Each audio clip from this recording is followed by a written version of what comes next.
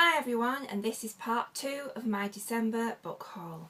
I mentioned in my previous video that the book people had done really good value collections of certain books, and one of the collections that I got for Christmas was the vintage Christmas collection, which has 8 books in it. Absolutely beautiful covers. This is the first one.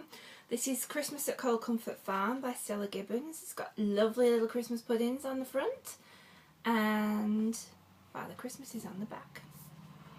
So we've got that one. I know probably by the time I get round to reading them it may even be next Christmas, but you never know, I might get to them beforehand.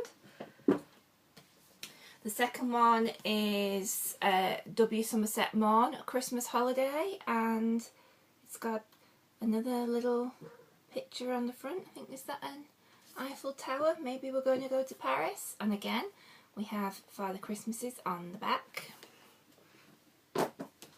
They're so cute. There's a little copy of A Christmas Carol by Charles Dickens. I've actually read this one before, but it is the classic Christmas story, and you know, Christmas isn't Christmas without a bit of Scrooge. And again, more Father Christmases on the back, little candles on the front, and they're all wrapped up as little presents.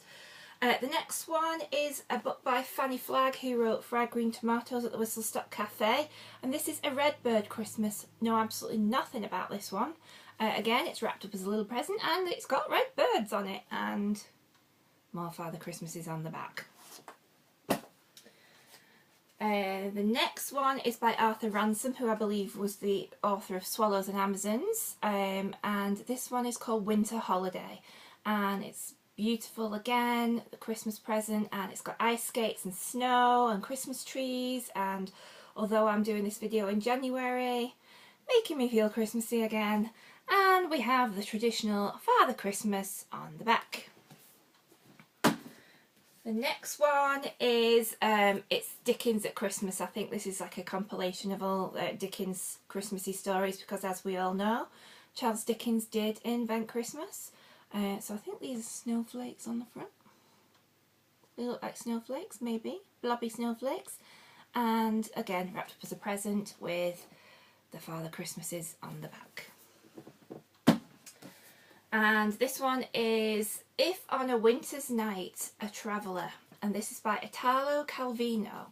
I have heard of this author, but I don't really know anything other than the name. But again, it's a beautiful book.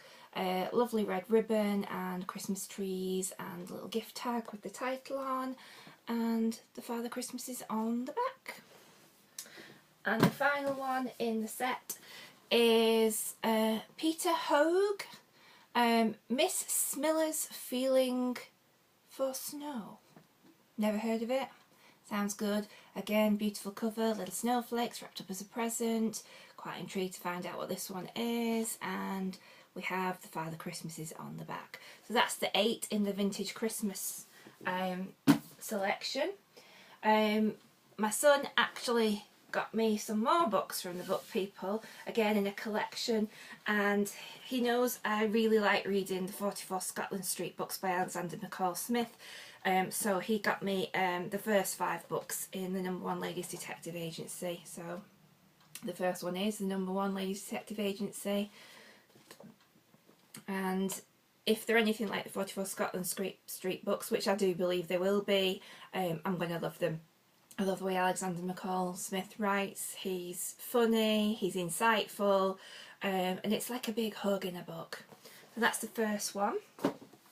The second one is Tears of the Giraffe, and again these have got lovely covers, beautiful designs, nice and bright on the shelves. They look great. So that's the second one. Small books, so nice quick reads as well. The third one is For Beautiful Girls, which has got a lovely peacock on the front. So yeah, I think it's actually Morality for Beautiful Girls. The peacock feathers spell Morality for Beautiful Girls. There you go. Didn't notice that at first, but very pretty. Beautiful yellow book. The fourth one is The Kalahari Typing School for Men. So nice bright orange book, lovely fun covers, and again more lovely animals on the front. And the fifth one that I've got, I do believe, I think there's there might be about 20 or so in this series, so this is just like the tip of the iceberg.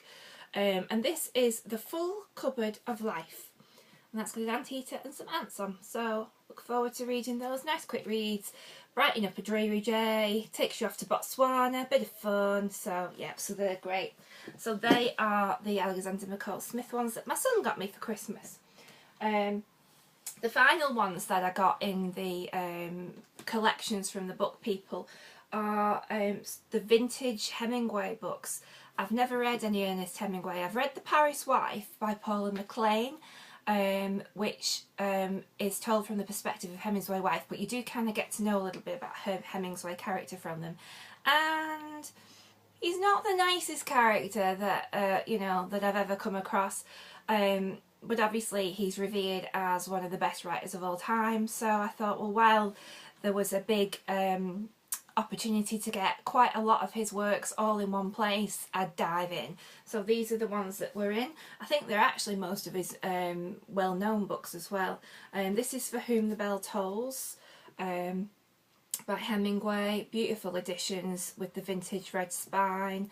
So that's the first one.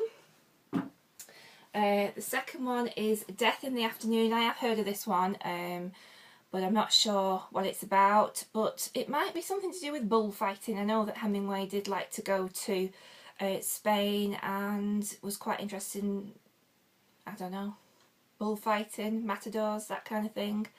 Beautiful red spine. So again, intrigued to see what that one's about. This one is probably one of his more famous books, A Farewell to Arms. I think this is set in the First World War. Yeah, because in 1918 Hemingway went to war, so he's probably got some first-hand experience. So that sounds a pretty good read. I do like books about war. Obviously, as I said before, I do like a bit of historical fiction, so anything that transports me back in time, quite happy with. So that's that one. And the next one is The Old Man of the Sea. So again, one of his really, really famous must-reads. Quite a small one, this one, the red spine. So I jumped at the chance obviously to get this vintage collection because it's got all of the well-known Hemingways, so, and he's an author I haven't read, so hopefully this year he will be one of the ones that I get to. Next one is The Green Hills of Africa.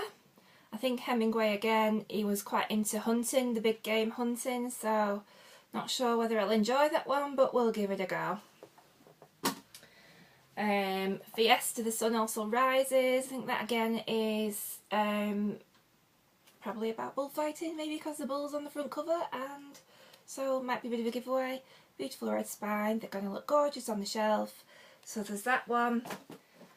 And the next one is A Movable Feast. I think this one is more of a memoir actually. Yeah, so Hemingway's memories of his life as an unknown writer living in Paris in the 20s. And obviously at that time there were people like F. Scott Fitzgerald and Gertrude Stein and those kind of people living in Paris. So I think it was quite, you know, a time for artistic exploration, and so it'll be quite an interesting read to see what his life was like there.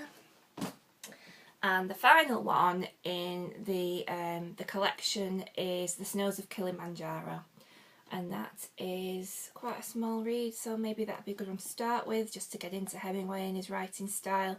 So that was the 8 that I got for Hemingway, so I think that's pretty comprehensive introduction to Hemingway. Pretty much all of his big books are there. In fact, I can't think of anything else that he's wrote that I've heard of.